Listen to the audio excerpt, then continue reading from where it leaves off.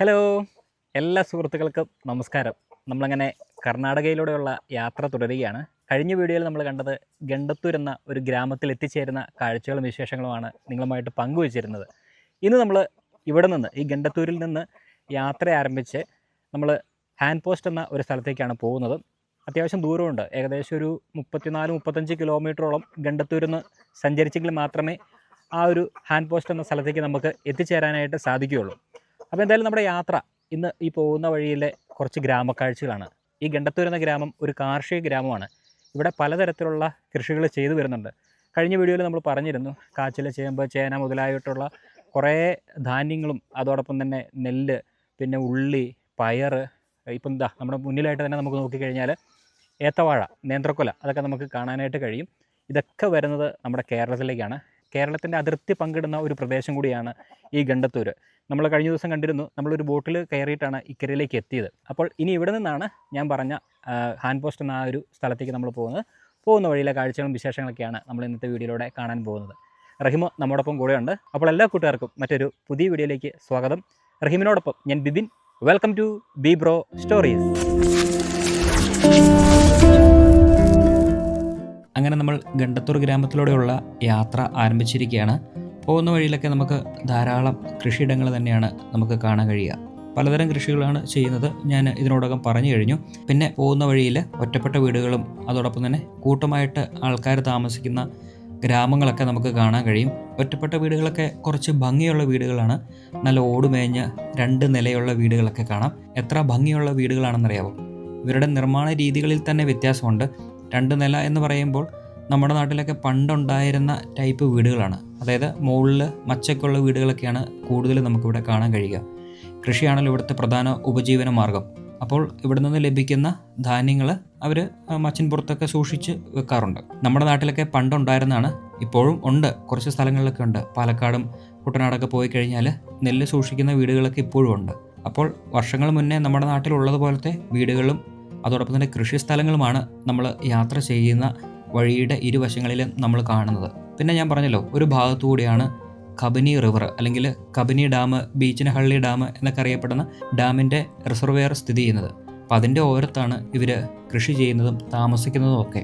അപ്പോൾ എന്തായാലും ഓരോ കാഴ്ചകൾ കണ്ട് നമ്മുടെ മുന്നോട്ടുള്ള യാത്രകൾ തുടരുകയാണ്. കർണാടക, തമിഴ്നാട് അല്ലെങ്കിൽ മറ്റ് സംസ്ഥാനങ്ങൾ എവിടെ പോയാലും ഇന്നത്തെ കാലത്തും ഇതുപോലെ ഭംഗിയുള്ള 1-2 കാഴ്ചകൾ കാണാം. അതിൽ പ്രധാനമായിട്ടുള്ളൊരു കാഴ്ചയാണ് നമ്മളീ കാണുന്നത്, നില ഉഴുതുന്ന കാള. അത് പണ്ട് മുതലേ ഉള്ള രീതിയിലുള്ള നില ഉഴുതുന്ന രീതികളാണ് നമുക്ക് കാണാൻ കഴിയുക. ട്രാക്ടറുകളും മറ്റ് ആധുനിക യന്ത്രങ്ങൾ ഉപയോഗിച്ചുള്ള കാഴ്ചകളൊന്നും നമുക്ക് കാണാനായിട്ട് ചെറിയ ചെറിയ ഗ്രാമങ്ങളിൽ കാണാൻ കഴിയില്ല. എന്തായാലും നമ്മുടെ യാത്രയുടെ ഭാഗമായിട്ട് ഇവിടെ എത്തിയപ്പോഴത്തേനും ഇന്ന് ആ ഒരു കാള നില ഉഴുതുന്നൊരു കാഴ്ച നമുക്ക് കാണാൻ കഴിഞ്ഞിരിക്കുകയാണ്. കഴിഞ്ഞ പ്രാവശ്യം തമിഴ്നാടിൻ്റെ ഉൾഗ്രാമങ്ങളിലൂടെയൊക്കെ പോയപ്പോഴത്തേനും ഇങ്ങനത്തെ ഒരുപാട് നല്ല കാഴ്ചകളൊക്കെ നമ്മൾ കണ്ടിരുന്നു. ഇവിടെ വന്നു കഴിഞ്ഞപ്പോഴും നമുക്ക് സമാനമായ രീതിയിൽ ആ ഒരു കാഴ്ച നമുക്ക് കാണാൻ കഴിഞ്ഞിരിക്കുകയാണ്. ഇനി എന്താണ് ഇവിടെ കൃഷി ചെയ്യാൻ പോകുന്നത് എന്നുള്ളത് നമുക്കറിയില്ല. അത് നമുക്ക് അവിടെ നിൽക്കുന്ന ആ ചേട്ടനോട് അല്ലെങ്കിൽ നില ഉഴുന്ന ചേട്ടനോട് തന്നെ ചോദിച്ചു നോക്കാം. ഇതെന്താ ഇനി അടുത്ത ഇവിടെ ചെയ്യാൻ പോകുന്നത്? ചോളം. ഇവിടെ ട്രാക്ടറൊന്നും വരാറില്ല ഇങ്ങനെ, ഇത് ഈ കാള വെച്ച് തന്നെ? ഓ ശരി. ട്രാക്ടറിന് ചിലവ് കൂടുതലാണ്. ഇതാകുമ്പോൾ പിന്നെ അത്ര ചിലവില്ല, ഭക്ഷണം മാത്രം മതി. ഓക്കെ. ചേട്ടൻ്റെ പേരെങ്ങനെയാ? യങ്ടപ്പ. ഇവിടെ എന്തൊക്കെയാ കൃഷിയുള്ളത് മെയിനായിട്ടും? ശുണ്ടിയുണ്ട്, പരുത്തിയുണ്ട്, വാഴ, ശുണ്ടി അറിയാം, ഇഞ്ചി. ഓക്കെ. പിന്നെ മഞ്ഞളുണ്ടോ? അരിഷ്ണ വീട്ടിലേക്ക് മാത്രം? ഓക്കെ. ശരി. എന്താണ് ചേട്ടൻ്റെ സ്ഥലം തന്നെയാണ്? സ്വന്തം സ്ഥലം അല്ലേ? ഓക്കെ. അപ്പോൾ എന്തായാലും സന്തോഷം, പണി നടക്കട്ടെ. അപ്പോൾ ചേട്ടൻ പറഞ്ഞു കേട്ടില്ലേ, പലതരത്തിലുള്ള കൃഷികൾ ഇവിടെ ചെയ്യുന്നുണ്ട്. അരിഷ്ണ എന്ന് പറയുന്നത് മഞ്ഞൾ എന്ന് പറയുന്നത് കുറച്ച് ആവശ്യങ്ങൾക്ക് വേണ്ടി മാത്രം അവർ ഉപയോഗിക്കുന്നത് വീട്ടിലേക്കുള്ളത്. ശുണ്ടി, ഇഞ്ചി കുറേ സ്ഥലങ്ങളിൽ കൃഷി ചെയ്തിട്ടുണ്ട് കേട്ടോ. ഇവിടെ പറയുന്നത് കൃഷിയിൽ നിന്നൊന്നും അധികം ലാഭമില്ല. അപ്പം ട്രാക്ടറൊക്കെ വിളിച്ച് പുറത്തുനിന്ന് വന്ന് നില ഉഴുത് ഇത് ചെയ്യുമ്പോഴത്തേനും അവർക്ക് ഒട്ടും ലാഭം കിട്ടില്ല. അപ്പോൾ അതിൻ്റെയൊക്കെ ഭാഗമായിട്ടാണ് ഈ കാളകളെ വെച്ച് തന്നെ അവരെ നില ഉഴുത് ഇവിടെ കൃഷി ചെയ്യുന്നത്. നമ്മളിപ്പോൾ നിൽക്കുന്നുണ്ട്, ഇവിടെ ഒരു ഇത് നട്ടിട്ടുണ്ട്. എന്താണെന്ന് മനസ്സിലായോ? പെട്ടെന്ന് നമുക്ക് നോക്കിക്കഴിഞ്ഞാൽ മനസ്സിലായില്ല, കാരണം ഇതിൻ്റെ തുടക്കമായിട്ടുള്ളൂ. ഇത് രാഗി അല്ലേ? റാഗി, ഇവിടെ മുത്താരി എന്ന് പറയും. ഇതെന്തിനാണ് മെയിനായിട്ട് ഉപയോഗിക്കുന്നത് നമ്മൾ? പുട്ടുണ്ടാക്കാനായിട്ട്. പിന്നെ കർണാടകയിലൊക്കെ ഈ മുദ്ദ എന്ന് പറഞ്ഞാൽ എന്തോ ഒരു അത് തന്നെ. അത് പക്ഷെ അതിങ്ങനെ ഒരു കുറുക്കിയല്ലോ ഉണ്ടാക്കണേ. പൊടിയാക്കിയിട്ട് പിന്നെ പൊടിയില് തിരിച്ച് അതൊരു കമ്പ് വെച്ചിട്ട് ഇങ്ങനെ കറക്കുമല്ലേ അല്ലേ? അതൊരു കുഴമ്പ് പോലെയാവും. അപ്പൊ കറി എന്തായാലും ഉപയോഗിക്കുന്നത്? ഉപയോഗിക്കാറുണ്ടല്ലേ? Okay okay. ഉപയോഗിക്കാം. വെജ് ആണെങ്കിലും നോൺ വെജ് ആണെങ്കിലും ഉപയോഗിക്കാം. Okay okay. ചേച്ചിയുടെ പേര് എങ്ങനെ? കുമാരി. വീട് മലയാളം പറയുന്നുണ്ടല്ലോ? ബാവലിയാണ്. ഇവിടെ കല്യാണം കഴിച്ചു വന്നാണ്? Okay okay. ഇതിപ്പോ നിങ്ങളുടെ സ്ഥലം തന്നെയല്ലേ? അപ്പൊ ഇവരൊക്കെ ബന്ധുക്കളോ? ഭർത്താവിന്റെ അമ്മ, അനിയന്റെ ഭാര്യ. ഇപ്പൊ നിങ്ങളുടെ സ്ഥലമാണ്, നിങ്ങൾ തന്നെ ഇത് കൃഷി ചെയ്യുന്നു. ഇവിടെ വേറെ എന്തൊക്കെയാണ് പിന്നെ കൃഷി ഉള്ളത്? വേറെ പയറ്, കുരുമുളക്. കുരുമുളക് ഇവിടെ പിടിക്കുവോ? പക്ഷെ വയനാട്ടിലെ പോലെ അത്ര ഒരു ഇത് കിട്ടുമോ? നട്ടിട്ടുണ്ടല്ലേ? കുറെ സ്ഥലങ്ങൾ കണ്ടു. കുരുമുളക് കിട്ടുന്നുണ്ടല്ലേ? കുരുമുളക് കിട്ടുന്നുണ്ട്. പിന്നെ ചേന, ചേമ്പ്, കാച്ചില്, പിന്നെ ചോളം മറ്റേ കഴിക്കാൻ ഉപയോഗിക്കുന്നു. ഈ പശുക്കൾക്ക് കൊടുക്കുന്നല്ല? അല്ല. ഈ തമിഴ്നാട്ടിലൊക്കെ അതൊക്കെ ഉണ്ട്. ഈ വേനൽക്കാലത്താണ്, ഉണ്ടാകില്ല. ഓ ശരി ശരി. ഇപ്പൊ ഇവിടെ ഇപ്പൊ വെള്ളം ഉണ്ടല്ലോ, ഈ കബനി നദിയൊക്കെ ഉള്ളതുകൊണ്ട് അവിടെ നിന്ന് വെള്ളം കിട്ടൂല? വെള്ളം അവിടെ മോട്ടർ വെക്കാൻ പറ്റുന്നില്ല, സർക്കാർ അനുവദിക്കില്ല. അപ്പൊ നിങ്ങൾ എന്ത് ചെയ്യും? ബോർവെല്? നമ്മൾ ബോർവെല്. പക്ഷെ ബോർവെല്ലൊക്കെ വെള്ളം ഹാർഡല്ലേ? വേനൽക്കാലത്ത് കുറവാ. മഴക്കാലത്ത് ഉണ്ടാവും. വേനൽക്കാലത്ത് എന്താ കൃഷി ചെയ്യുക? വേനൽക്കാലത്ത് ഇങ്ങനെ മുത്താരി കൃഷി ചെയ്യും.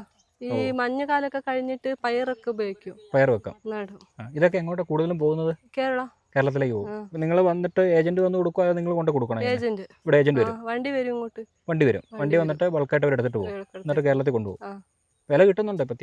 അത്യാവശ്യം കിട്ടുന്നുണ്ട്. കൃഷി ലാഭമാണോ? 5 രൂപ 30 ഉണ്ടെങ്കിൽ 5 രൂപ ബിസിനസിന്റെ ആൾക്കാർ ഇങ്ങനെ പിടിക്കും. ബാക്കി 25 നമുക്ക് കൊടുക്കും. അങ്ങനെ ഒരു ഉദാഹരണം പറയുകയാണെങ്കിൽ എന്താണ് കൊടുക്കുന്നത്, അതിൽ നിന്ന് ഒരു 5 രൂപ അവർ പിടിച്ചിട്ട് ബാക്കി നമുക്ക് കിട്ടുള്ളൂ. ഓ ശരി.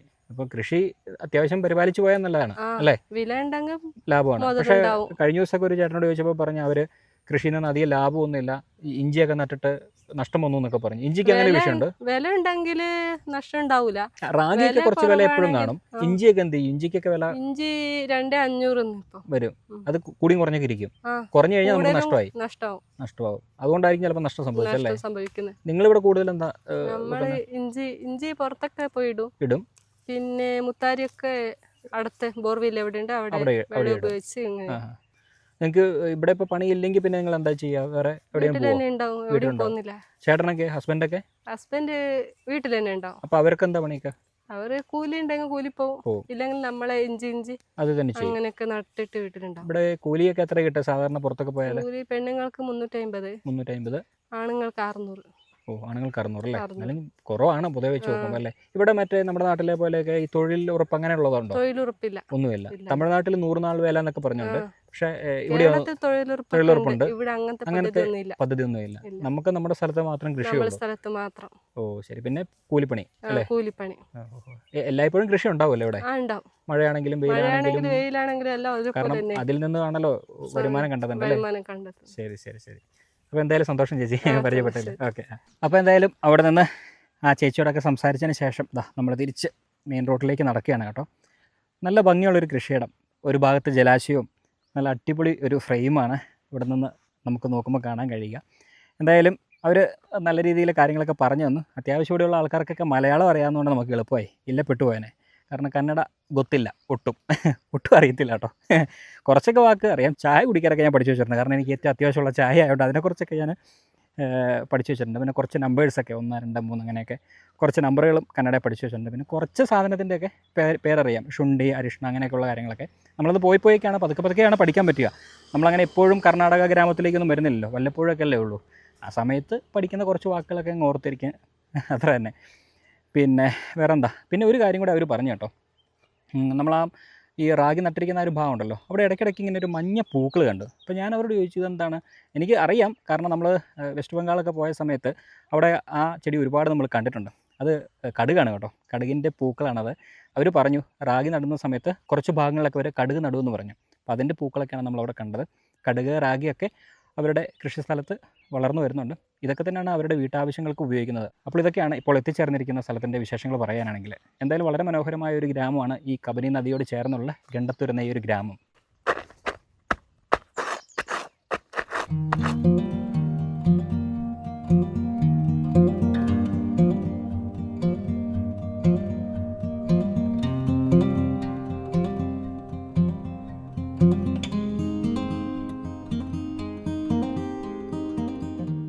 ഒരു മനോഹരമായ ഒരു സ്ഥലത്തേക്ക് എത്തിച്ചേർന്നിരിക്കുകയാണ്. വളരെ മനോഹരമായൊരു ലാൻഡ്സ്കേപ്പ്. നമുക്ക് ചുറ്റും നോക്കിക്കഴിഞ്ഞാൽ കൃഷിയിടങ്ങളും വീടുകളും പിന്നെ അതോടൊപ്പം തന്നെ ഈ ജലാശയമൊക്കെയാണ് കാണുന്നത്. പക്ഷേ ഈ ഒരു ഫ്രെയിം, ഈ ജലാശയം, ഇതിനോട് ചേർന്നുള്ള ഈ പുൽത്തകടിയും പിന്നെ കുറേ പശുക്കളിങ്ങനെ ആ പുൽത്തകടിയിലൂടെ അങ്ങനെ മേഞ്ഞ് നടക്കുന്നു. കുറച്ച് ചേച്ചിമാരവിടെ തുണി അലക്കും, അങ്ങനെ കുട്ടികളെന്തോ മീൻ പിടിക്കുന്നു, എന്താ പറയുക, ഇങ്ങനെ കോരി മീൻ പിടിച്ചുകൊണ്ടിരിക്കുകയാണ് അവർ. എന്തായാലും കുട്ടികൾ മീൻ പിടിക്കുന്നതൊക്കെ ഒരു നൊസ്റ്റാൾജിയാണ്. നമ്മുടെ ചെറുപ്പകാലത്തൊക്കെ പുഴയിലൊക്കെ പോയി ഇതുപോലെ മീൻ പിടിച്ച കാലങ്ങളൊക്കെ ഉണ്ടായിരുന്നു. എന്തായാലും ഇപ്പോൾ ഇത് കാണുമ്പോൾ വലിയൊരു സന്തോഷമുണ്ട്. അവരെങ്ങനെ മീൻ എങ്ങനെ അങ്ങ് പിടിക്കുകയാണ്. കിട്ടുന്നൊന്നുമില്ല എങ്കിലും നമ്മളും അങ്ങനെയാണല്ലോ, നമ്മൾ പുഴയിലൊക്കെ പോയി ഇങ്ങനെ പരിശ്രമിക്കുകയാണ്. ചെറിയ എന്തെങ്കിലുമൊക്കെ മീനുകൾ കിട്ടും എന്നുള്ളതല്ലാതെ. പക്ഷേ അവരുടെ ഒരു സന്തോഷം ഇതൊക്കെ തന്നെയാണ്, വേറെ ഒന്നുമില്ല. ഇവിടെ പിന്നെ മൊബൈലൊന്നും കുട്ടികൾ ഉപയോഗിക്കുന്നത് കണ്ടില്ല. പിന്നെ ഈ ഒരു ഭാഗത്തേക്ക് നോക്കിക്കഴിഞ്ഞാൽ നമുക്ക് ഇവിടെ കുറച്ച് വീടുകൾ, നമ്മൾ കടന്നു വന്ന വഴിയാണത്, കുറച്ച് വീടുകളൊക്കെ കാണാം. അത് ഞാൻ അനുമാനിക്കുന്നത് ഗോത്ര സമുദായക്കാർ താമസിക്കുന്ന ഒരു സ്ഥലമാണ്. കാരണം അങ്ങനത്തെ ആ ഒരു വീടൊക്കെ പണിത് കൊടുക്കുന്നത് സർക്കാർ അല്ലെങ്കിൽ സെൻട്രൽ ഗവൺമെൻറ്റൊക്കെ പണിത് കൊടുക്കുന്നത് അങ്ങനെയുള്ള ഈ ഗോത്ര സമുദായക്കാർ താമസിക്കുന്ന സ്ഥലങ്ങളിലാണ്. അപ്പോൾ അത് ഏത് സമുദായക്കാരാണ് എന്നുള്ളതൊക്കെ നമുക്കിനി ആ ഒരു ഊരിൽ പോയെങ്കിലും മാത്രമേ നമുക്ക് അറിയാനായിട്ട് കഴിയുള്ളൂ. അവരോട് പോയിട്ട് ചോദിക്കാം. ഇവിടെ ഒരു പ്രശ്നം നമ്മൾ നേരിടാൻ പോകുന്നത്, അവർക്ക് കന്നഡയായിരിക്കും കൂടുതൽ അറിയാൻ സാധ്യത. പിന്നെ അവരുടെ ഗോത്രഭാഷ ഏതെങ്കിലും ആയിരിക്കും അവർ സംസാരിക്കുക. തമ്മിൽ എപ്പോഴും ഗോത്രഭാഷക്കാർ അവരവരുടേതായ രീതിയിലേ അവർ സംസാരിക്കുകയുള്ളൂ. നമുക്കൊന്നും മനസ്സിലാകില്ല. അതാണ് അതിനകത്ത് വേറൊരു പ്രശ്നം. ഇനി റഹീമിൻ്റെ അറകളും നിർഗ്കളമായിട്ടുള്ള കന്നഡ ഇവിടെ പ്രവർത്തിപ്പിക്കേണ്ടി വരും എന്നുള്ളതാണ് ഞാൻ വിചാരിക്കുന്നത്. എനിക്ക് കന്നഡ ಗೊತ್ತಿಲ್ಲ, ഞാൻ പറഞ്ഞല്ലോ, അറിയില്ല. അപ്പം റഹീമിനെ കൊണ്ട് അറിയാവുന്ന കുറച്ച് കന്നഡയൊക്കെ വെച്ച് നമുക്ക് അവരേത് സമുദായക്കാരാണ്, ഏത് ഗോത്ര സമുദായക്കാരാണ് എന്നുള്ളത് നമുക്കൊന്ന് ചോദിച്ച് മനസ്സിലാക്കാം. അപ്പോൾ എന്തായാലും ഈ മനോഹരമായ ലാൻഡ്സ്കേപ്പിൻ്റെ ഇവിടെ നിന്ന് പതുക്കെ നടന്ന് ആ ഒരു ഭാഗത്തേക്ക് പോകാം. അപ്പോൾ അങ്ങോട്ട് പോയിട്ട് നമുക്കിനി അവിടുത്തെ വിശേഷങ്ങൾ എന്തായാലും പങ്കുവയ്ക്കുന്നതായിരിക്കും. ഇത് പാത്രങ്ങളൊക്കെ കൊണ്ട് നടന്നല്ല, വണ്ടിയിൽ കൊണ്ടുവയ്ക്കുന്ന ആൾക്കാരാണ് കേട്ടോ. ഒരു ചേട്ടനാണ്. അലുമിനിയം പാത്രമുണ്ട്, പ്ലാസ്റ്റിക്കിൻ്റെ ഡപ്പകളുണ്ട്, ചെറിയ സ്റ്റൂളുണ്ട്, പ്ലാസ്റ്റിക്കിൻ്റെ എല്ലാ സാധനങ്ങളുണ്ട്. അത്യാവശ്യം സഞ്ചരിക്കുന്ന ഒരു സ്ഥാപനം. ആദിവാസി ഗോത്ര സമൂഹം താമസിക്കുന്ന ഒരു ഇടമാണ്, അവരുടെ ഒരു ഊരാണ്. ഇവിടെ നമുക്ക് നോക്കിക്കഴിഞ്ഞാൽ കാണാം, ഗവൺമെൻറ് വെച്ച് കൊടുത്തിരിക്കുന്ന വീടുകളാണ്. ഇങ്ങനെ ലൈനായിട്ടാണ് അത് പണിതിരിക്കുന്നത്. അതിൻ്റെ നടുവിലൂടെ റോഡ് നമുക്ക് കാണാം, കോൺക്രീറ്റ് ചെയ്ത റോഡും കാണാൻ പറ്റും. ഇതൊക്കെ സെൻട്രൽ ഗവൺമെൻറ്റിൻ്റെ ഭാഗമായിട്ട് ചെയ്തിരിക്കുന്ന റോഡാണ് കേട്ടോ. നമ്മൾ പല ആദിവാസി ഊരുകളിൽ പോകുമ്പോഴും പുതിയതായിട്ട് ഇങ്ങനത്തെ റോഡുകൾ ചെയ്തു കൊടുക്കുന്നത് കണ്ടിട്ടുണ്ട്. അതിൻ്റെ ഭാഗമായിട്ട് സെൻട്രൽ ഗവൺമെൻറ് ചെയ്ത് കൊടുത്താണ്. വീടുകളൊക്കെ സ്റ്റേറ്റും സെൻട്രലും കൂടെ മിക്സ് ആയിരിക്കും. എനിക്ക് തോന്നുന്നത് ഇത് കണ്ടിട്ട് സ്റ്റേറ്റ് ഗവൺമെൻറ് കൊടുത്തിരിക്കുന്ന വീടുകളാണ്. ഒറ്റ മുറിയുള്ള വീടാണ്. ഇവിടെ ഇപ്പം നിലവിൽ അങ്ങനെ അധികം ആൾക്കാർ താമസിക്കുന്നില്ല. കുറേ വീടുകളൊക്കെ പൂട്ടിയിരിക്കുകയാണ്. ഇവിടെ നിന്ന് ആരും ഉപേക്ഷിച്ച് പോയതോ അല്ലെങ്കിൽ ഇവിടെ താമസിക്കാതെ ഇരിക്കുന്നതൊന്നുമല്ല, ഇവർ ജോലി സ്ഥലത്തേക്ക് പോയിരിക്കുകയാണ്. ഇവരുടെ ജോലി എന്ന് പറയുന്നത് കൂലിവേല തന്നെയാണ്. ഇവർക്ക് സ്വന്തമായിട്ട് കൃഷിസ്ഥലങ്ങളോ അങ്ങനെയൊന്നുമില്ല. ഇവരിവിടെ താമസിക്കുന്നു. മറ്റുള്ള സ്ഥലങ്ങളിലൊക്കെ പോയിട്ട്, അതായത് സ്ഥലങ്ങളൊക്കെ ഉള്ള ആൾക്കാരുടെ അടുത്ത് പോയിട്ട് അവിടെ കൂലിവേല ചെയ്യുകയാണ്. കാപ്പിത്തോട്ടങ്ങളിൽ കുരുമുളക് പറിക്കുന്നിടത്ത്, പിന്നെ ഈ കള പറിക്കുന്നവർ, അങ്ങനെ പല ജോലികളിൽ കൂലിവേലയായിട്ടാണ് ഇവർ പോകുന്നത്. പുരുഷന്മാരൊക്കെ ആണെങ്കിൽ കൽപ്പണിക്കൊക്കെയാണ് പോകുന്നത്. കല്ലുകൊണ്ട് നമ്മൾ മതിലൊക്കെ കെട്ടാറുണ്ടല്ലോ, അങ്ങനത്തെ പണികൾ. പിന്നെ കോൺക്രീറ്റ് വർക്കുകൾ, മേസ്ത്രി, അങ്ങനത്തെ വർക്കുകളിലേക്കൊക്കെ ഇവിടെയുള്ള പുരുഷന്മാർ പോകാറുണ്ട്. നമ്മളിവിടെ ചോദിച്ചപ്പോൾ അങ്ങനെയാണ് നമുക്ക് അറിയാൻ കഴിഞ്ഞത്. കന്നഡയാണ് ഇവരിവിടെ സംസാരിക്കുന്നത്. പിന്നെ ഇവരുടെ ഗോത്ര ഭാഷയും കൂടെയാണ് അവർ സംസാരിക്കുന്നത്.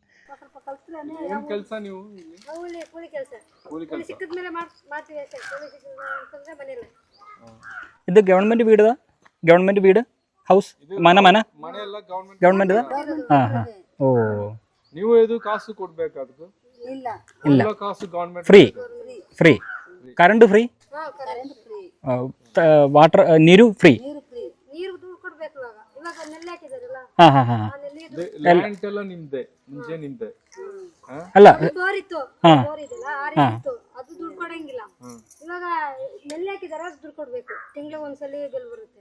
ഓ, അപ്പോൾ ഇനി ഏത് ഗോത്രമാണ് എന്നുള്ളത് നമ്മൾ പറഞ്ഞില്ല. ഇവർ ജന്നു കുർബ എന്ന ഒരു ഗോത്ര സമുദായമാണ്. ഈ ജന്നു കുർബ ഗോത്ര സമുദായത്തെക്കുറിച്ചൊക്കെ പറയുകയാണെങ്കിൽ, ഈ ജന്നു എന്ന് പറയുന്നത് തേനാണ്. കാട്ടിൽ നിന്ന് തേനെടുക്കുന്ന ഒരു ഗോത്ര സമൂഹമാണ്. പക്ഷേ ഇവിടെ അങ്ങനെയല്ല.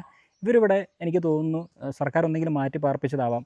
ഇവിടെ പ്രത്യേകിച്ച് അടുത്ത് കാടുണ്ടോ എന്ന് ചോദിച്ചു കഴിഞ്ഞാൽ ഉണ്ട്. പക്ഷേ അവർ കാട്ടിലൊന്നും പോയി തേനെടുക്കുന്നില്ല. നമ്മൾ കർണാടകയിൽ കണ്ടുവരുന്ന ജന്നു കുർബ എന്ന് പറയുന്ന ഗോത്ര സമുദായക്കാർ ഏറ്റവും കൂടുതൽ കാട്ടിൽ പോയിട്ട് വനവിഭവങ്ങൾ ശേഖരിക്കുന്ന ഒരു ഗോത്ര സമൂഹമാണ്. അതായത് കാട്ടിൽ നിന്ന് കിട്ടുന്ന മരുന്നുകൾ, കാട്ടിൽ നിന്ന് പച്ചമരുന്നുകളൊക്കെ കളക്ട് ചെയ്യുക, പിന്നെ തേന് സംഭരിക്കുക, ഇതൊക്കെ തന്നെയാണ് അവരുടെ പ്രധാനപ്പെട്ട തൊഴിൽ. പക്ഷേ ഇപ്പോൾ ഈ ഒരു ഗ്രാമത്തിൽ അതൊന്നുമല്ല അവർ ചെയ്യുന്നത്. ഞാൻ പറഞ്ഞ പോലെ കൂലിവേല തന്നെയാണ്.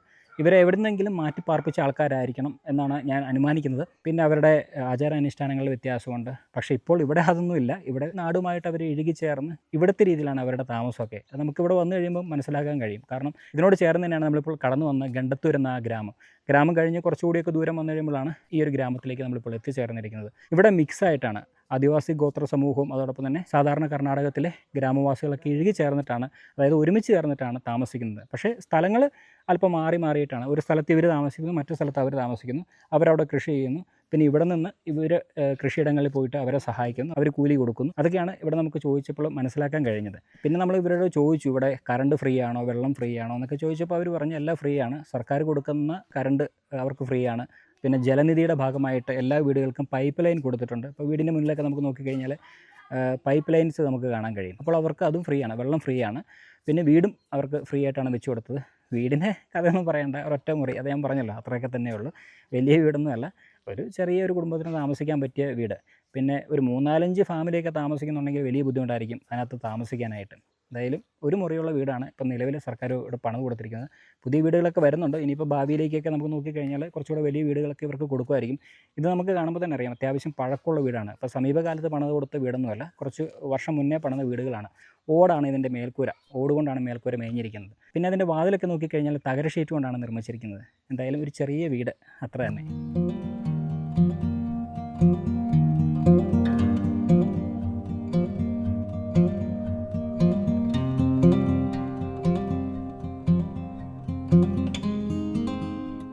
അങ്ങനെ ഈ ഊരിലൂടെയൊക്കെ ഓരോ കാഴ്ചകൾ കണ്ട് കിടക്കുന്ന സമയത്ത് കുറച്ചുകൂടിയൊക്കെ ദൂരം മുന്നോട്ട് വന്നു കഴിഞ്ഞപ്പോഴത്തേനും ഒരു ഭാഗത്തായിട്ട് 1-2 വീടുകൾ ഇങ്ങനെ മാറി താമസിക്കുന്നുണ്ട്. അവരും ജന്നി കുർബ സമുദായത്തിൽപ്പെട്ട ആൾക്കാർ തന്നെയാണ് കേട്ടോ. പക്ഷേ കുറച്ചുകൂടെ അവരുടെ പഴയ ട്രഡീഷണൽ ആയിട്ടുള്ള ആ ഒരു വീട് തന്നെയാണ് ഇവിടെ നമുക്ക് കാണാൻ കഴിഞ്ഞത്. എന്തായാലും ഒരു ചെറിയ വീട് കേട്ടോ. ഇവിടെ ഒരു ഫാമിലി താമസിക്കുന്നുണ്ടെന്നാണ് നമുക്കറിയാൻ കഴിഞ്ഞത്. ഇവിടെ ഒരു ചേട്ടനൊക്കെ ആയിട്ട് ഞങ്ങൾ സംസാരിച്ചു. അപ്പോൾ അദ്ദേഹത്തിന് ചെവി അത്ര കേൾക്കുന്നില്ല എന്ന് അദ്ദേഹം പറയുന്നുണ്ടായിരുന്നു. പക്ഷേ എങ്കിൽ അദ്ദേഹം സംസാരിക്കുന്നുണ്ട്. അദ്ദേഹം ഒറ്റയ്ക്കാണ് ഈ വീട്ടിൽ താമസിക്കുന്നത്. പിന്നെ അദ്ദേഹത്തിൻ്റെ ഫാമിലിയും മിക്കവാറും മക്കളൊക്കെ ആയിരിക്കും ആ ഒരു വീട്ടിലാണ് അവർ താമസിക്കുന്നത് പറഞ്ഞത്. എന്തായാലും ഒരു പഴയ വീട് കേട്ടോ. പിന്നെ പുതിയ വീടൊന്നും സർക്കാർ ഇവർക്ക് വെച്ച് കൊടുത്തിട്ടില്ല. അതെന്താണെന്നുള്ളത് നമുക്കറിയില്ല. ഭാവിയിൽ ചിലപ്പോൾ വെച്ച് കൊടുക്കുമായിരിക്കും. എന്തായാലും ഇപ്പോഴത്തെ അവസ്ഥ എങ്ങനെയാണ്, ഈ ഒരു പഴയ വീടാണ് നമുക്കിവിടെ കാണാൻ കഴിയുന്നത്. ഒരു അപ്പൂപ്പ മാത്രമാണ് ഇവിടെ താമസിക്കുന്നത്. അപ്പം നമ്മളെക്കൊണ്ട് ചെയ്യാൻ പറ്റുന്നൊരു ചെറിയൊരു സഹായം അദ്ദേഹത്തിന് കൊടുക്കാം. അയ്യാ, ചെറിയ സഹായം. ശരി, ഓക്കെ. അതെ, രണ്ടുപേർക്കും ഭാഷ അറിയില്ലെങ്കിൽ വലിയ ബുദ്ധിമുട്ടാണ്. സ്നേഹത്തിനെന്ത് ഭാഷ. ശരി അയ്യാ, ശരി, പോവാം നമുക്ക്.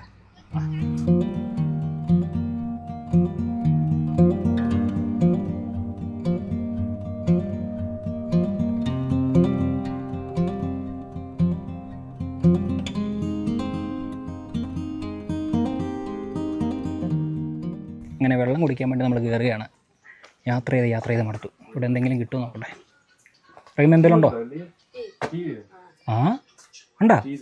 എന്നാൽ ഇപ്പോൾ 2 ചായ പറ. 2 ടീ. ആഹാ, പിന്നെ അല്ലാണ്ട് 2 ചായ പറഞ്ഞിട്ടുണ്ട്. ഒന്നും നോക്കണ്ട, 2 ഞാൻ തന്നെ കുടിക്കാം. വേറെന്താ വേണ്ട? ചെറുതായിട്ട് സ്നാക്സ് എന്തെങ്കിലും? 2 എഗ് പപ്സ്. അതൊക്കെ ഇവിടെ ഉണ്ടോടെ? ശരി, ഉണ്ടല്ലേ. ഞാൻ ചുമ്മാ പറഞ്ഞെന്നാ വിചാരിച്ചേ. പപ്സ് ഇതേ. മുട്ട. എന്തൊക്കെ ഭാഷ അറിയുമ്പോൾ തള്ളി വിടുന്നത് അല്ലേ? ഹിന്ദി, ഇംഗ്ലീഷ്, മലയാളം. അത് തന്നെ ഇരിക്കാമല്ലോ, അതിനുവേണ്ടി എല്ലാവരും ഉണ്ടാക്കി വെച്ചേക്കുന്നേ. അങ്ങനെ നമ്മുടെ ചായ കിട്ടി. നിങ്ങൾ ഒറ്റയ്ക്കിരുന്ന് ചായ കുടിക്കുക. കുറച്ച് കുട്ടികളും കിട്ടിയിട്ടുണ്ടല്ലോ. ടീ വേണോ? അല്ല, ഒരു ടീ. ഇവര് ചായ കുടിക്കില്ല.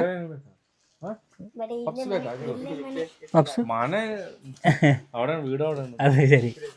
എന്നാലും മുട്ടായി എന്തെങ്കിലും വേണം? മിഠായി, ചോക്ലേറ്റ് എന്നത്തെ ಕೊಡಿ. ಚಾಕ್ಲೇಟ್ വാങ്ങിച്ചോ? ನಿಮ್ಗೂ ನಿಮ್ಮ ಹೆಸರು? ചോക്ലേറ്റ്. അമ്മ ഇവർക്ക് ചോക്ലേറ്റ് കൊടുക്കും. Thank you. ನಿಮ್ಗೆ ಬೇಡ ಇದು? മേടിച്ചോ, ഇഷ്ടമുള്ള വാങ്ങിച്ചോ. അതൊന്നും ಗೊತ್ತಿಲ್ಲ. ഉപ്പ് ജാസ്തി. അത് കുഴപ്പമില്ല, ഒരു ദിവസം ഇച്ചിരി കൂടുതൽ കഴിക്കാം. വിശന്ന സമയത്ത് ഉപ്പ്. ചോക്ലേറ്റ്. അങ്ങനെ എന്തായാലും നമ്മൾ ചായയും പഴവും വാങ്ങിച്ചിരിക്കുകയാണ്. 2 പഴം പ്ലസ് ചായ വാങ്ങിച്ചു. റഹീമിൻ്റെ ചായ ഏകദേശം റഹീം കുടിച്ച് തീർത്തു. പിന്നെ അതോടൊപ്പം തന്നെ ഒരു പപ്സും റഹീം ഇതിനോടകം കഴിച്ചു കഴിഞ്ഞു. വീഡിയോ ഷൂട്ട് ചെയ്യാനുള്ള സമയം കിട്ടില്ല. അതിനിടയ്ക്ക് ക്യാമറ ഓഫായിപ്പോയി. അപ്പോൾ എന്തായാലും അത് ചിത്രീകരിച്ചില്ല. എന്തായാലും റഹീം ഒരു പപ്സ് വാങ്ങിച്ചു, ഞാൻ പഴവും വാങ്ങിച്ചു. ഇനിയിപ്പോൾ ചായയും പഴവും കഴിച്ചതിന് ശേഷം നമ്മൾ മുന്നോട്ടുള്ള യാത്ര തുടരുന്നതായിരിക്കും. ഉച്ചയ്ക്കത്തുള്ള ഭക്ഷണം സ്കിപ്പ് ചെയ്യേണ്ടി വരുന്നു. കാരണം എന്താണെന്ന് വെച്ച് കഴിഞ്ഞാൽ ഇവിടെ അടുത്ത് ഹോട്ടലൊന്നുമില്ല. 30-35 കിലോമീറ്റർ മാറി ഹാൻഡ് പോസ്റ്റ് എന്ന സ്ഥലത്ത് എത്തിച്ചേർന്നാൽ മാത്രമേ നമുക്ക് ഫുഡ് കഴിക്കാനായിട്ട് സാധിക്കുകയുള്ളൂ. ഇങ്ങനെയുള്ള ഗ്രാമങ്ങളിലൊന്നും ഒരിക്കലും ഹോട്ടൽ കാണില്ല. കാരണം എല്ലാവരും വീട്ടിൽ തന്നെ ഭക്ഷണം ഉണ്ടാക്കി കഴിക്കുന്ന ആൾക്കാരാണ്. നമ്മുടെ നാട്ടിലെ പോലെയല്ല. നമ്മുടെ നാട്ടിൽ ചെറിയ ഗ്രാമമാണെങ്കിൽ പോലും അല്ല റഹീമേ ഹോട്ടലുണ്ടാവും. പക്ഷേ ഇവിടെ അതൊന്നുമില്ല. ചെറിയ ഗ്രാമത്തിലൊന്നും ഹോട്ടൽ നമുക്ക് ഇവിടെ കണ്ടെത്താനായിട്ട് സാധിക്കില്ല. അപ്പോൾ ഇതൊക്കെയാണ് നമ്മൾ ഇപ്പോഴത്തെ വിശേഷം പറയാനാണെങ്കിൽ. ഇപ്പോൾ എന്തായാലും ചായയും പഴമൊക്കെ കഴിച്ചതിന് ശേഷം നമ്മൾ ബാക്കി യാത്ര തുടരും. വൈകിട്ടൊക്കെ ആകുമ്പോഴത്തേനും നമ്മൾ ഹാൻഡ് പോസ്റ്റിലേക്ക് എത്തിച്ചേരും. അവിടെ നിന്ന് ഇനി ഭക്ഷണം കഴിക്കാൻ പറ്റുള്ളൂ. അതുവരെ പിടിച്ചിരുന്നാൽ പറ്റൂ. ഓക്കെ ഓക്കെ ഓക്കെ സെറ്റാണ്, മതി. ഒരു കുപ്പി വെള്ളം മേടിച്ചു. ഓ മേടിക്കാം. വെള്ളം ഓക്കെയാണ്. കുടിച്ചു.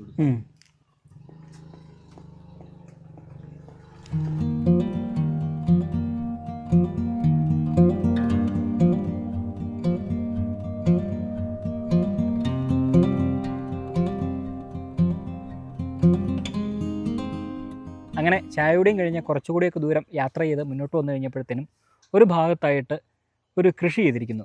എന്താണെന്നറിയാൻ വേണ്ടി നമ്മൾ അവിടെ അടുത്ത് ആൾക്കാരോടൊക്കെ ഒന്ന് ചോദിക്കാമെന്ന് വിചാരിച്ചു കഴിഞ്ഞപ്പം തൊട്ടടുത്തൊന്നും ആൾക്കാരെ ഒന്ന് കാണാൻ കഴിഞ്ഞില്ല. പിന്നെ ഞാൻ ഇതിനെക്കുറിച്ചൊന്ന് പഠിച്ചു, എന്താണ് എന്നൊക്കെ ഒന്ന് ഗൂഗിളിലൊക്കെ സെർച്ച് ചെയ്ത് നോക്കി. അപ്പോഴാണ് ഒരു കാര്യം മനസ്സിലായത്, ഇത് ചിയ സീഡാണ്. ഇതിൻ്റെ ഒരു പ്രത്യേകത എന്ന് വെച്ച് കഴിഞ്ഞാൽ കുട്ടികൾക്കൊക്കെ 6 വയസ്സിന് മേലെ പ്രായമുള്ള കുട്ടികൾക്കൊക്കെ കൊടുക്കാനായിട്ട് ഏറ്റവും നല്ല ഒരു ഉത്തമ പോഷകമുള്ള ഒരു സീഡാണ്. അപ്പോൾ അങ്ങനെ ചിയ സീഡാണ് നമ്മൾ ഈ കാണുന്നത്. കുറച്ച് സ്ഥലത്ത് വ്യാപകമായിട്ട് ഇത് കൃഷി ചെയ്തിരിക്കുകയാണ്. ഇതിന് അത്യാവശ്യം വിലയുള്ള ഒരു പ്രോഡക്റ്റാണ് കേട്ടോ ചിയ സീഡ്. റഹീം പറഞ്ഞത് ഏകദേശം ഒരു 400 രൂപയ്ക്ക് കിലോ വില വരുന്നൊരു ഒന്നാണെന്നാണ് നമുക്കറിയാൻ കഴിഞ്ഞത്. എന്തായാലും ഈ ഒരു ഭാഗത്ത് അതാണ് കൃഷി ചെയ്തിരിക്കുന്നത്. ഞാൻ ആദ്യമായിട്ടാണ് ഇത് കാണുന്നത് കേട്ടോ. അതുകൊണ്ടാണ് എനിക്ക് ഇതിനെക്കുറിച്ച് അത്ര അറിവില്ലാത്തത്. നിങ്ങളുടെയൊക്കെ വീട്ടിൽ ചിലപ്പോൾ കാണുമായിരിക്കും കുറച്ചെങ്കിലും. പക്ഷേ ഇത്രയും വിശാലമായിട്ട് കൃഷി ചെയ്യുന്ന സ്ഥലമൊന്നും കേരളത്തിൽ കാണില്ല. ഇതുപോലെ അന്യ സംസ്ഥാനങ്ങളിൽ പോയെങ്കിൽ മാത്രമേ നമുക്ക് അത് കാണാനായിട്ട് സാധിക്കുള്ളൂ. എന്തായാലും എന്നെ സംബന്ധിച്ചിടത്തോളം ഇതൊരു ആദ്യ കാഴ്ചയാണ്, ഒരു ആദ്യ അനുഭവമാണ്. ആദ്യമായിട്ടാണ് ഞാനിത് കാണുന്നത്, ഇതിൻ്റെ ചെടി കാണുന്നത്. ചിയ സീഡൊക്കെ നമ്മുടെ വീട്ടിലുണ്ട്, പക്ഷേ വളർന്നു നിൽക്കുന്ന ഒരു ചെടി ആദ്യമായിട്ടാണ് കേട്ടോ കാണുന്നത്. എന്തായാലും ഈ ഒരു യാത്രയിൽ ആദ്യമായിട്ട് അതിൻ്റെ ഒരു കൃഷി നമുക്ക് കാണാൻ കഴിഞ്ഞിരിക്കുകയാണ്. അപ്പോൾ ഇങ്ങനത്തെ വ്യത്യസ്തമായ കൃഷികളൊക്കെ ഗ്രാമങ്ങളിലൂടെയൊക്കെ യാത്ര ചെയ്യുമ്പോൾ നമുക്ക് കാണാം. ഇനി അടുത്ത ഒരു സ്ഥലത്തേക്ക് പോയിട്ട് മറ്റെന്തൊക്കെയാണ് വ്യത്യസ്തമായിട്ട് കൃഷി ചെയ്യുന്നത് എന്നൊക്കെ നമുക്ക് കണ്ട് നമ്മുടെ യാത്ര മുന്നോട്ട് തുടരാം. അങ്ങനെ റഹീം കാര്യങ്ങളൊക്കെ ചോദിച്ച് മനസ്സിലാക്കി. വലിയൊരു മൈതാനത്തിന് ചുറ്റും കുറേ വീടുകളും കടകളും അത്യാവശ്യം വലിയൊരു കവല എന്ന് വേണമെങ്കിൽ പറയാൻ പറ്റും. ഇത്രയും വലിയ മൈതാനം എങ്ങനെയാണ് ഇവിടെ വന്നതെന്നുള്ളത് മനസ്സിലായില്ല. സാധാരണ ഇതിൽ ഈ മൈതാനങ്ങളൊക്കെ ഉണ്ടെങ്കിലും ഒന്നെങ്കിൽ ഈ ഭാഗങ്ങളിലൊക്കെ ചിലപ്പോൾ കടകളും അതോടൊപ്പം തന്നെ മറ്റെന്തെങ്കിലുമൊക്കെ നമ്മൾ കാണുന്നതാണ്. ഈ മൈതാനത്ത് നമ്മൾ ആകെ കാണാൻ കഴിയുന്നത് ഒരു സ്റ്റേജുണ്ട്. ഇത് മിക്കവാറും എന്തെങ്കിലുമൊക്കെ ഈ അമ്പലത്തിലൊക്കെ ഉത്സവങ്ങളൊക്കെ വരുന്ന സമയത്ത് ഇവിടെയൊക്കെ ഇരുന്ന് നാടകങ്ങളോ മറ്റ് കലാപരിപാടികൾ നടത്തുന്ന ഒരു പ്രദേശമായിരിക്കണം. അപ്പോൾ അതുകൊണ്ടായിരിക്കും ഇത്രയും വലിയൊരു മൈതാനം പോലെ ഇപ്പോഴും കിടക്കുന്നത്. അത് പണ്ട് മുതൽ ഇങ്ങനെ ആയിരിക്കണം എന്തായാലും. പിന്നെ കുറച്ചുകൂടെയൊക്കെ പുതിയ വീടുകളൊക്കെ നമുക്ക് ഇവിടെ വന്നു കഴിഞ്ഞപ്പോൾ കാണാൻ കഴിഞ്ഞു. പിന്നെ ഓടുമെഞ്ഞ വീടുകളുണ്ട്, ഇല്ലെന്നൊന്നും നമ്മൾ പറയുന്നില്ല, പക്ഷേ ഉണ്ട്. എന്നാലും കുറച്ചുകൂടെ സാമ്പത്തികമായിട്ട് ഉന്നമനമുള്ള ആൾക്കാരാണെന്ന് തോന്നുന്നു ഇവിടെയൊക്കെ താമസിക്കുന്നത്. ഇത് അത്യാവശ്യം വലിയൊരു കവലയാണല്ലോ. പിന്നെ 1-2 നല്ല കടകളൊക്കെ നമുക്ക് കാണാം, കോൺക്രീറ്റ് ബിൽഡിങ്ങുകൾ നമുക്ക് കാണാം, ഒരു ടവറുണ്ട്, പിന്നെ അത്യാവശ്യം ഒരു വലിയ വാട്ടർ ടാങ്ക് ഇവിടെ വന്നു കഴിയുമ്പോൾ കാണാൻ കഴിയും. അതോടൊപ്പം തന്നെ വേറൊരു കാര്യം നമ്മൾ ശ്രദ്ധയിൽപ്പെട്ടത്, ഇവിടെ ബസ് സർവീസുകൾ വളരെ കുറവാണ്. അതുകൊണ്ട് തന്നെ ടാക്സി പോലെ ജീപ്പാണ് ഓടുന്നത്. അതായത് നമ്മുടെ നാട്ടിൽ പ്രൈവറ്റ് ബസ്സൊക്കെ ഓടുന്നു, അല്ല ഇവിടെ പ്രൈവറ്റ് ടാക്സി ആയിട്ട് ജീപ്പുകളാണ് ഓടുന്നത്. എൻ്റെ നാട്ടിലൊക്കെ ഒരു 30-35 വർഷം മുന്നേ ഇതേപോലെയായിരുന്നു ജീപ്പ്, കമാൻഡർ അല്ലെങ്കിൽ 4 വീൽ വാഹനങ്ങളൊക്കെ ആയിരുന്നു ഞങ്ങളുടെ നാട്ടിലേക്കൊക്കെ ആ സമയത്തുണ്ടായിരുന്നത്. എന്നാൽ ഇക്കാലത്ത് ഇവിടെയും അതുപോലെയാണ്. ബസ് രാവിലെ ഉച്ചയ്ക്കും വൈകിട്ടൊക്കെ അങ്ങനെയുള്ള ഇടപെട്ടുള്ള സമയങ്ങളിൽ മാത്രമേ ഉള്ളൂ. ബാക്കിയുള്ള സമയങ്ങളിൽ ഇവിടെയുള്ള ആൾക്കാർ അങ്ങോട്ടും ഇങ്ങോട്ടൊക്കെ യാത്ര ചെയ്യാനായിട്ട് ഇതുപോലത്തെ ജീപ്പുകളെയാണ് അവർ ആശ്രയിക്കുന്നത്. ഓട്ടോറിക്ഷകളൊന്നും ഇതുവരെ നമ്മൾ കണ്ടില്ല എന്നുള്ളതാണ് മറ്റൊരു സത്യം. ഒരു ഓട്ടോറിക്ഷ പോലും നമ്മൾ വരുന്ന വഴിയിലൊന്നും കണ്ടില്ല. ഇതുപോലെ ജീപ്പ് സഫാരികൾ ഇടയ്ക്ക് ഇങ്ങനെ പോകുന്നുണ്ട്, ട്രിപ്പ് അടിക്കുന്നുണ്ട്. അപ്പോൾ അതിലൊക്കെയാണ് ഇവിടുത്തെ അല്ലെങ്കിൽ മറ്റ് ഗ്രാമങ്ങളെ തമ്മിൽ ബന്ധിപ്പിക്കുന്ന സ്ഥലങ്ങളിലേക്കുള്ള ഇവരുടെ യാത്ര. ഈ സ്ഥലത്തിൻ്റെ പേര് റഹീം ചോദിച്ച് മനസ്സിലാക്കി. എൻ ബേഗൂർ എന്നാണ് ഈ ഒരു സ്ഥലത്തിൻ്റെ പേര്. എൻ ബേഗൂർ എന്ന ഒരു സ്ഥലത്തേക്കാണ് നമ്മളിപ്പോൾ എത്തിച്ചേർന്നിരിക്കുന്നത്. അങ്ങനെ കുറേ ഗ്രാമങ്ങളൊക്കെ കഴിഞ്ഞ് കുറച്ചുകൂടിയൊക്കെ ദൂരം മുന്നോട്ട് വന്നു കേട്ടോ. ഇടയ്ക്കിടയ്ക്ക് ചെറിയ ചെറിയ ഗ്രാമങ്ങളൊക്കെ ഉണ്ടായിരുന്നു, നല്ല വലുതും ചെറുതുമായിട്ടുള്ള ഗ്രാമങ്ങളൊക്കെ നമുക്ക് കാണാം. പിന്നെ എല്ലായിടത്തും സമാനമായ കാഴ്ചകളായതുകൊണ്ട് നമ്മൾ അങ്ങനെ അധികം ഒന്നും ഇറങ്ങിയില്ല. എന്തായാലും അങ്ങനെ അതൊക്കെ കഴിഞ്ഞ് കുറച്ചുകൂടിയൊക്കെ ദൂരം മുന്നോട്ട് വന്നു കഴിഞ്ഞപ്പോഴത്തേനും നമ്മൾ ബൈക്ക് ഒരു സൈഡിൽ നിർത്തി. ഇവിടെ നിർത്താനുള്ള പ്രധാന കാരണം എന്താണെന്ന് വെച്ച് കഴിഞ്ഞാൽ, ഒരു ഭാഗത്ത് ഫോറസ്റ്റും ഒരു ഭാഗത്ത് ഇവിടുത്തെ തദ്ദേശികളായിട്ടുള്ള ആൾക്കാർ കൃഷി ചെയ്തിരിക്കുകയാണ്. പിന്നെ മുന്നോട്ട് നോക്കിക്കഴിഞ്ഞാൽ ഉയർന്ന മലനിരകൾ നമുക്ക് കാണാൻ കഴിയും. മാത്രമല്ല മലയുടെ താഴ്വാരത്തൊക്കെ ആയിട്ട് ഓരോ കൃഷികൾ അവർ ചെയ്തിരിക്കുകയാണ്. ഇവിടെ നമ്മളൊരു കൃഷിയിടത്തേക്കാണ് നമ്മളിപ്പോൾ എത്തിച്ചേർന്നിരിക്കുന്നത്. ഈ കാണുന്നത് മൾബറിയാണ് കേട്ടോ. മൾബറിയാണ് ഇവരിപ്പം ഇവിടെ കൃഷി ചെയ്തിരിക്കുന്നത്. അപ്പോൾ ഇവരൊക്കെ ആയിട്ട് കുറച്ച് നേരം സംസാരിച്ചു. ഇപ്പോൾ ഇദ്ദേഹം പറയുന്നത് കന്നഡയിലാണ് പറയുന്നത്, വേറെ ഭാഷയൊന്നും അറിയില്ല. കുറച്ചുകൂടെ ഉള്ളിലേക്ക് നമ്മൾ എത്തിച്ചേർന്നല്ലോ. ഫോറസ്റ്റ് ಇಕಡೆ ಅಲ್ಲಿದಾ ಹಾಂ ಹಾಂ ಹಾಂ ಹಾಂ ಓ ಸರಿ ಆ ಕಡೆ ಪ್ರಾಣಿ ಆಕ್ಚುಲಿ ಬೆಳಗ್ಗೆ ಹೊತ್ತು ಅಂದ್ರೆ ಬೆಳಗ್ಗೆ ಹೊತ್ತೇನಿರಲ್ಲ, ನೈಟ್ ತುಂಬಾ ಕಷ್ಟ. ನೈಟ್ ತುಂಬ ಕಷ್ಟ. ಆನ പുലി ചിരತೆ എല്ലാം വന്നു. ചിരತೆ ಎಲ್ಲ ಇಲ್ಲಿ ಅಪ್ಪ ಎಲ್ಲ ಇಲ್ಲೇ ಅಟ್ನಿ ಹಾಕೊಂಡು ಮೇಲ್ಗಡೆ ಕಾಯ್ತಾ ಇರ್ತಾರೆ. ഇനി അങ്ങോട്ട് മലയാളം ഒന്നും അറിയുന്ന ആൾക്കാരെ കണ്ടെത്തുക വളരെ ബുദ്ധിമുട്ടായിരിക്കും. ഒറ്റപ്പെട്ടൊക്കെ കാണും, ഇല്ലെന്നല്ല. എങ്കിലും ഇവിടെ കുറേ ആൾക്കാരൊക്കെ പാട്ടത്തിൻ്റെ സ്ഥലം എടുത്തൊക്കെ കൃഷി ചെയ്യുന്നുണ്ട് മലയാളികൾ. അങ്ങനെയുള്ള ആൾക്കാരല്ലാതെ നമുക്ക് എന്താ പറയുക, മലയാളം പൂർണ്ണമായിട്ട് സംസാരിക്കുന്ന അല്ലെങ്കിൽ കുറച്ചെങ്കിലും സംസാരിക്കുന്ന ആൾക്കാരെ കണ്ടെത്താനായിട്ട് ബുദ്ധിമുട്ടായിരിക്കും. എന്തായാലും ഇദ്ദേഹത്തോട് സംസാരിച്ചപ്പം റഹീമും ഞാനൊക്കെ കുറച്ചൊക്കെ കാര്യങ്ങളൊക്കെ ചോദിച്ച് മനസ്സിലാക്കി. അദ്ദേഹം പറയുന്നത് ഇത് വനമാണല്ലോ, ഇതിനോട് ചേർന്ന് വനമാണ് സ്ഥിതി ചെയ്യുന്നത്, ഞാൻ പറഞ്ഞല്ലോ. അപ്പോൾ അവിടെ നിന്ന് ആനയും പുലിയും മറ്റ് ജീവികളൊക്കെ വന്ന് ഇവരുടെ കൃഷിസ്ഥലങ്ങൾ നശിപ്പിക്കുന്നുണ്ട്. അപ്പോൾ അതിൻ്റെ ഭാഗമായിട്ട് അവർക്ക് ആകെ ബുദ്ധിമുട്ടാണ്. കൃഷിയെ സംബന്ധിച്ചിടത്തോളം വലിയ ആശങ്കയിലാണ് അവരിപ്പം. കൃഷിക്കാർ ഈ ഭാഗങ്ങളിലൊക്കെ മൊത്തത്തിൽ ആശങ്കയിലാണ്. നമ്മൾ ഗണ്ടത്തൂർ കണ്ടതുപോലെയല്ല, അവിടെ ആനകളോ അങ്ങനെയൊന്നും ശല്യമില്ല. മറ്റ് പ്രാണികളല്ല, സോറി, ഇവിടെ പ്രാണികളെന്ന് പറയുന്നത് വന്യമൃഗങ്ങളൊന്നും അങ്ങനെ ശല്യമില്ല. പക്ഷേ ഈ ഒരു ഭാഗത്തേക്ക് നമ്മൾ വന്നു കഴിഞ്ഞപ്പോഴത്തേനും കുറച്ചുകൂടെ വനമായിട്ട് അടുത്താണല്ലോ, അതുകൊണ്ട് തന്നെ ഇവിടെ എല്ലാ വന്യമൃഗങ്ങളും വരുന്നുണ്ടെന്നാണ്. രാത്രി കാലങ്ങളിൽ ഒരു രക്ഷയില്ല. സാധാരണഗതിയിൽ ഇവരെന്താ ചെയ്യുന്നത് ചോദിച്ചു കഴിഞ്ഞാൽ പടക്കം പൊട്ടിക്കുകയാണ് ചെയ്യുന്നത്. നമ്മൾ യാത്ര ചെയ്തു വരുന്ന സമയങ്ങളിലൊക്കെ ചില സ്ഥലങ്ങളിലൊക്കെ നമ്മൾ ഏറുമാടങ്ങൾ കണ്ടിരുന്നു. ഈ ഏറുമാടങ്ങളുടെ പ്രത്യേകത എന്താണെന്ന് വെച്ച് കഴിഞ്ഞാൽ രാത്രിയിൽ മൃഗങ്ങളൊക്കെ വരുന്ന സമയത്ത് പടക്കം പൊട്ടിച്ചതിനെ ഓടിക്കുക, അല്ലാതെ വേറെ മാർഗ്ഗമില്ല. കാരണം ഓടി വന്നത് കൃഷിയൊക്കെ നശിപ്പിക്കും. ഈ മൾബറിക്കൊക്കെ അത്യാവശ്യം വില കിട്ടുന്ന ഒന്നാണ്. ഈ മൾബറി വളർത്തുന്നത് മൾബറി ചെടിയിൽ നിന്ന് ആ ഒരു പഴം എടുക്കാനല്ല, പ്രധാനമായിട്ട് പട്ടുനൂലിന് വേണ്ടിയിട്ടാണ് ഇവർ ഈ ഒരു കൃഷി ചെയ്യുന്നത്. നല്ല വിലയുള്ളത് തന്നെയാണ്. പക്ഷെ അത് നല്ല രീതിയിൽ പരിപാലിച്ച് മൃഗങ്ങളൊന്നും ആക്രമിക്കാതെ അത് വളർന്നു വലുതായെങ്കിൽ മാത്രമേ കൃഷിക്കാരനെ സംബന്ധിച്ചിടത്തോളം അതിൽ നിന്ന് ലാഭം കണ്ടെത്താനായിട്ട് സാധിക്കുകയുള്ളൂ. ഇവിടെ ഇപ്പോൾ ഒരു ചേട്ടനും അദ്ദേഹത്തിൻ്റെ അമ്മയും കൂടെയാണ് ഈ ഒരു കൃഷിസ്ഥലത്ത് പണിയെടുക്കുന്നത്. പിന്നെ ഇതിനോട് ചേർന്ന് ഈ കൃഷിസ്ഥലത്തിൻ്റെ ഒരു ഭാഗത്തായിട്ട് അവർ വീട് പണിയുന്നുണ്ട്.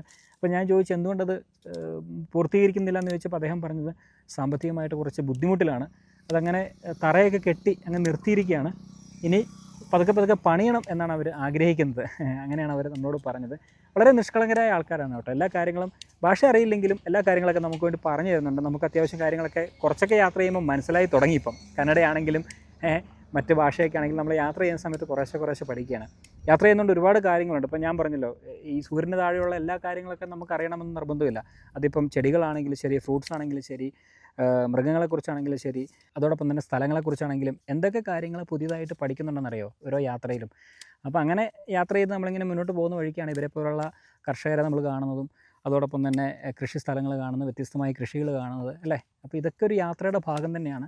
യാത്ര എന്ന് പറയുന്നത് ഒരുപാട് പഠനങ്ങളാണ്. അപ്പോൾ ഇതൊക്കെയാണ് ഈ ഒരു സ്ഥലത്തെക്കുറിച്ച് പറയാനാണെങ്കിൽ ഇവരുടെ ബുദ്ധിമുട്ടുകളും കഷ്ടപ്പാടുകളും ഇവർ കൃഷി ചെയ്യുന്നതിനെക്കുറിച്ചൊക്കെയാണ് നമ്മളോട് പറഞ്ഞത് അദ്ദേഹം. ഒരുപാട് കാര്യങ്ങൾ പറഞ്ഞു കേട്ടോ. എന്തായാലും ലാൻഡ്സ്കേപ്പ് മനോഹരമാണ്. ചുറ്റും മലനിരകളും അതോടൊപ്പം തന്നെ മലയുടെ താഴ്വാരത്ത് കൃഷി ചെയ്യുന്ന സ്ഥലങ്ങളും ഗ്രാമങ്ങളും അതോടൊപ്പം തന്നെ ഇടയ്ക്കും മുട്ടിനും പോകുന്ന വാഹനങ്ങളൊക്കെ നമ്മളിങ്ങനെ കണ്ട് ആസ്വദിക്കുകയാണ്. നമ്മളെ സംബന്ധിച്ചിടത്തോളം ഇതിലവിടെ ഒരു ദിവസമൊക്കെ യാത്ര ചെയ്ത് പോകുമ്പോഴത്തേനും വലിയ സന്തോഷവും വളരെ സന്തോഷപ്പെടുന്ന കാഴ്ചകളൊക്കെ നമുക്ക് സമ്മാനിക്കുമെങ്കിലും കർഷകരെ സംബന്ധിച്ചിടത്തോളം വളരെ ബുദ്ധിമുട്ടാണ് ഇവർ നേരിടുന്നത്.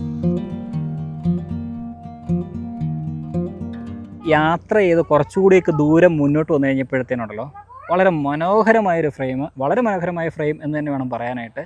പ്രത്യേകിച്ച് ഇപ്പോൾ സൂര്യൻ അസ്തമിക്കാനായിട്ടുള്ള തയ്യാറെടുപ്പും അതിനോടൊപ്പം ഇവിടുത്തെ ആ ഒരു ലൈറ്റും എല്ലാം കൂടെ കൂടിയും വരുമ്പോൾ ഉണ്ടല്ലോ, ആ സൂര്യൻ്റെ കിരണങ്ങൾ കൊണ്ട് പ്രകാശിക്കുന്ന ഈ സ്ഥലങ്ങളൊക്കെ ഉണ്ടല്ലോ, നല്ല ഭംഗിയാണ് കാണാനായിട്ട് ആ ഒരു ഫ്രെയിം. ഇവിടെ തൊട്ടു പുറകിലായിട്ട് കൃഷി ചെയ്തിരിക്കുന്നത് നമ്മൾ മുന്നേ കണ്ട സിയാസീഡ് തന്നെയാണ്. സിയാസീഡിൻ്റെ കാര്യങ്ങളൊക്കെ നമ്മൾ പറഞ്ഞിരുന്നല്ലോ. ഇത് വളരെ വിശാലമായിട്ട് ഇവർ ഇവിടെ കൃഷി ചെയ്തിരിക്കുകയാണ്. അങ്ങ് നോക്കത്താ ദൂരത്ത് ഇങ്ങനെ കൃഷി ചെയ്തിരിക്കുകയാണ്. നല്ല ഭംഗിയാണ് കാണാനായിട്ട്. ഇതിപ്പോൾ അത്യാവശ്യം വളർന്ന് വലുതായ സിയാസീഡാണ്. ഇനിയിപ്പോൾ കുറച്ചുകൂടെ കഴിയുമ്പോഴത്തേനും അത് വിളവെടുക്കുന്ന സമയമാകും. പിന്നെ ഇവിടെ ഒരു അമ്മച്ചി ഇവിടെ ഇരിപ്പുണ്ട്. അമ്മച്ചിയുടെ സ്ഥലമാണ് ഈ കാണുന്നതൊക്കെ. അമ്മച്ചിയും അതോടൊപ്പം തന്നെ അമ്മച്ചിയുടെ മക്കളൊക്കെ ചേർന്നിട്ടാണ് ഇവിടെ കൃഷി ചെയ്തിരിക്കുന്നത്. ഞാൻ മുന്നേ സൂചിപ്പിച്ചാൽ അത്യാവശ്യം വിലയുള്ള ഒരു ഇതായതുകൊണ്ട് തന്നെ എല്ലായിടത്തും മുള്ളുകൊണ്ടുള്ള വേലുകളാണ് ഇവർ നിർമ്മിച്ചിരിക്കുന്നത്. അകത്തേക്ക് കയറാതിരിക്കാൻ വേണ്ടി നല്ല രീതിയിൽ കെട്ടി ഓരോ സ്ഥലങ്ങളും വെച്ചിരിക്കുകയായിരുന്നു. ഞാൻ പിന്നെ അമ്മയോട് അനുവാദം ചോദിച്ചതിന് ശേഷമാണ് കയറിയത്. അമ്മ പറഞ്ഞു ബാ കയറിക്കോളം പറഞ്ഞു. അവർക്ക് കന്നഡ മാത്രമേ അറിയത്തുള്ളൂ. അവരാണെങ്കിൽ എന്താ പറയുക, നമ്മൾ ഈ പഴയ കന്നഡ എന്നൊക്കെ പറയുന്നത് പോലെ, പഴയ മലയാളം എന്നൊക്കെ പറയുന്നത് പോലെ അവർ വളരെ സ്പീഡിലാണ് കന്നഡ പറയുന്നത്. ഒന്നും അങ്ങോട്ട് മനസ്സിലാക്കാനായിട്ട് പെട്ടെന്ന് സാധിക്കുന്നില്ല. എങ്കിലും കുറച്ച് കാര്യങ്ങളൊക്കെ ചോദിച്ച് മനസ്സിലാക്കി. അമ്മ അവിടെ ഇരുന്ന് ഒരു മുറത്തിലൊരു സാധനം ഇങ്ങനെ പേറ്റുന്നുണ്ട്. അപ്പോൾ ഞാൻ അതിനെക്കുറിച്ചും അവരോട് ചോദിച്ചു. അപ്പോൾ അവർ കന്നഡയിൽ എന്തോ ഒരു കാര്യം പറഞ്ഞു. എനിക്കത് മനസ്സിലായില്ല. എങ്കിലും ഞാൻ മനസ്സിലാക്കുന്നത് അത് ചെറുപയർ തന്നെയാണെന്നുള്ളതാണ്. ചെറുപയറിൻ്റേതായിട്ടുള്ള എല്ലാ ലക്ഷണങ്ങളും അതിനെ കാണുന്നുണ്ട്. ചെറിയ വൻപയറിൻ്റെ ചെറുതുണ്ടല്ലോ, ആ ഒരു സെയിം കളറാണ്, ഒരു ബ്രൗൺ കളറാണ് ചെറുപയറിൻ്റെ ആ ഒരു ഇത്. നമ്മുടെ നാട്ടിൽ കിട്ടുന്ന പച്ച ഇതല്ല, ചെറുപയർ തന്നെ അതിൻ്റെ ഒരു ബ്രൗൺ കളറായിട്ടാണ് നമുക്ക് കാണാൻ കഴിഞ്ഞത്. അതിങ്ങനെ പൊട്ടിപ്പൊടിഞ്ഞ് കിടക്കുന്നതുകൊണ്ട് വ്യക്തമായിട്ട് മനസ്സിലാക്കാൻ കഴിയുന്നില്ല. എങ്കിലും കുറച്ചൊക്കെ അവരെടുത്ത് നമ്മളെ കാണിച്ചു. എൻ്റെ നല്ലൊരു അമ്മ കേട്ടോ, കുറേ കാര്യങ്ങളൊക്കെ കന്നഡയിലാണെങ്കിലും പറഞ്ഞെങ്കിലും കുറേ എന്തൊക്കെയോ നമ്മളും കേട്ടു, നമ്മളും കുറേ എന്തൊക്കെയോ അങ്ങോട്ടും പറഞ്ഞു. അതൊക്കെയാണ് ഇവിടെ ഉണ്ടായത്. എന്തായാലും വളരെ മനോഹരമായ ബ്യൂട്ടിഫുൾ ആയിട്ടുള്ള ഒരു ലാൻഡ്സ്കേപ്പിൽ ഈ കാഴ്ചകളൊക്കെ കണ്ട്, ഈ ഗ്രാമക്കാഴ്ചകളൊക്കെ കണ്ട് നമ്മുടെ യാത്രകൾ ഇങ്ങനെ അങ്ങ് തുടർന്നുകൊണ്ടിരിക്കുകയാണ്.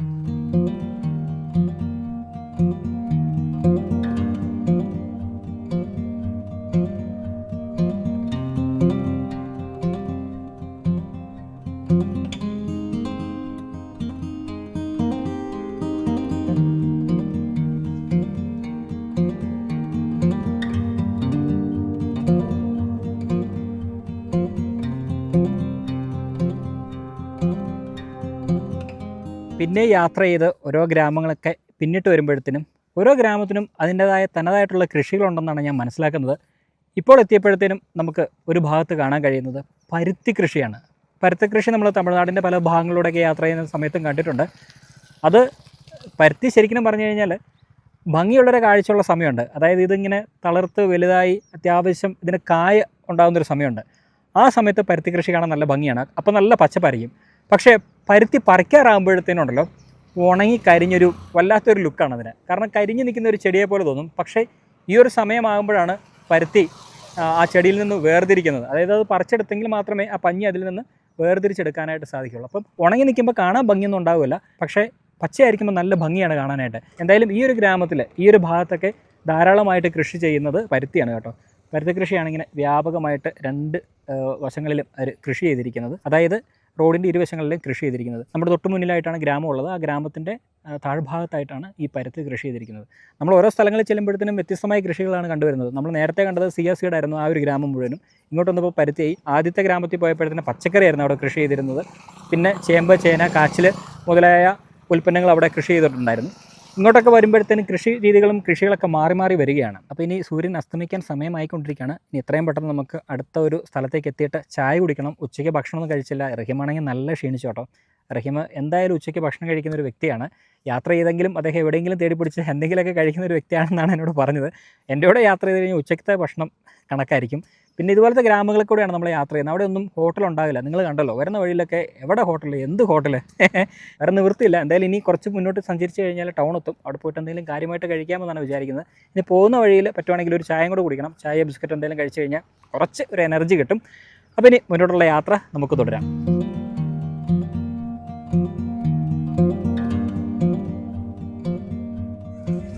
അണ്ണ ഇരുട്ട് ചായ.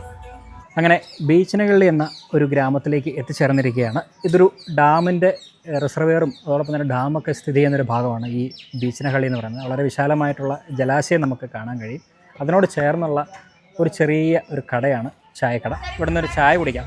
നല്ല രീതിയിൽ ടയർഡായി കേട്ടോ, നല്ല രീതിയിൽ മടുത്തിരിക്കുകയാണ്. അപ്പോൾ എന്തായാലും ചായ കുടിക്കുമ്പോഴത്തേന് ക്ഷീണം മാറും. ചായയും മുറുക്കോ അല്ലെങ്കിൽ ബിസ്ക്കറ്റ് എന്തെങ്കിലും നമുക്ക് കഴിച്ചിട്ട് നമുക്ക് മുന്നോട്ട് പോകാം.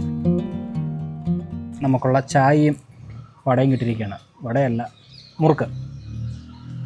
ചായയും വട നമ്മൾ വേറെ വെച്ചിട്ടുണ്ട്. നിനക്കുള്ള ചായയും വടയും ഞാൻ വേറെ വെച്ചിട്ടുണ്ടെന്നാണോ? അപ്പോൾ എന്തായാലും നമുക്കിനി ചായ കുടിക്കാം കേട്ടോ. ഇവിടുത്തെ ചായ നല്ല ചായയാണ്. ഇച്ചിരി മധുരം കൂടുതലുണ്ടെന്നേ ഉള്ളൂ, പക്ഷേ എന്നാലും നല്ല ചായ. നല്ല ചായ, സൂപ്പർ ചായ. കർണാടകയിൽ പൊതുവെ ഇച്ചിരി മധുരം കൂടുതലാണ്, പക്ഷേ ചായ നല്ലതാണ്. ഇഞ്ചി ചായ, ഇഞ്ചിയും ഇതൊക്കെ അവരിടുന്നുണ്ട്. അപ്പോൾ ഇന്നത്തെ പട്ടിണിയിൽ നിന്ന് മുക്തി നേടാനായിട്ട് ഇപ്പോൾ ഇതേ മാർഗ്ഗമുള്ളൂ. ഇനി കുറച്ചുകൂടെയൊക്കെ മുന്നോട്ട് പോയിട്ട് നമുക്ക് എന്തെങ്കിലുമൊക്കെ കഴിക്കാമെന്ന് വിചാരിക്കുന്നു. പിന്നെ വേറെ പ്രത്യേകിച്ച് വിശേഷങ്ങളൊന്നും ഇല്ല. ഇനി കുറച്ച് ദൂരം പോയി കഴിഞ്ഞാൽ ഹാൻഡ് പോസ്റ്റാണ്. അതിൻ്റെ ഇടയ്ക്ക് കുറച്ച് ഫോറസ്റ്റാണ്. അതെ, പിന്നെ സ്റ്റേ ചെയ്യണം. അപ്പോൾ എന്തായാലും ഇവിടെ അടുത്ത് എവിടെയെങ്കിലും സ്റ്റേ ചെയ്യാനുള്ള സംവിധാനം നോക്കണം. അങ്ങനെ സ്റ്റേ ചെയ്തതിന് ശേഷം നമ്മുടെ യാത്ര മുന്നോട്ട് പിന്നെ തുടരും. അപ്പോൾ എന്തായാലും താൽക്കാലികമായിട്ട് ഇന്നത്തെ വീഡിയോ വെച്ച് അവസാനിപ്പിക്കുകയാണ്.